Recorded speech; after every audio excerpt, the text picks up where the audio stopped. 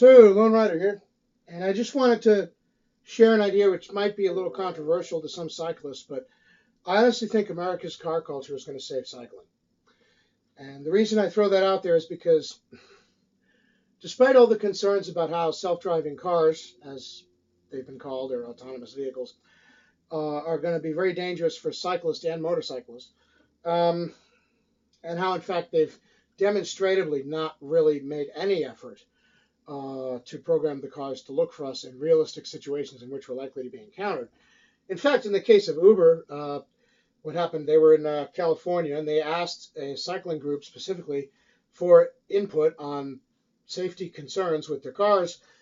And the cycling people rode in the cars, saw what they were doing, and said they're right hooking cyclists at every intersection, or nearly so.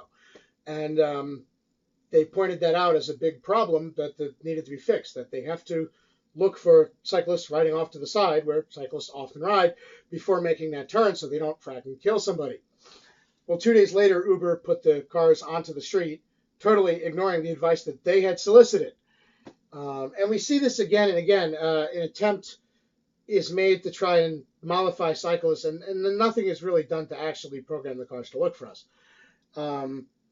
Essentially, motorcyclists are also at the same risk to some degree. And we've seen both in the United States and overseas, we've seen cyclists and motorcyclists, frightened of these things, concerned of these things, in some cases killed, because these things are not designed to, in fact, interact with traffic. And yes, a bicycle or a motorcycle is part of traffic as much as your car. So,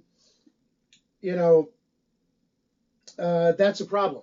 But here's the downside. There's not, I don't think, enough cyclists or motorcyclists to really raise this as an issue and make it something that the corporations and the government and everybody's going to actually listen to.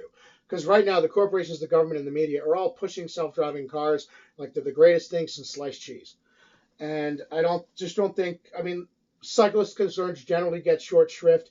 And while motorcyclists are motorized, so they have a little more appeal, they're still a minority of road users. However, what represents the biggest category of road users, and in particular the biggest number of vehicles on the road at any given time? Automobiles, right? Americans love their cars. And this is something that cyclists have often been critical of to one degree or another.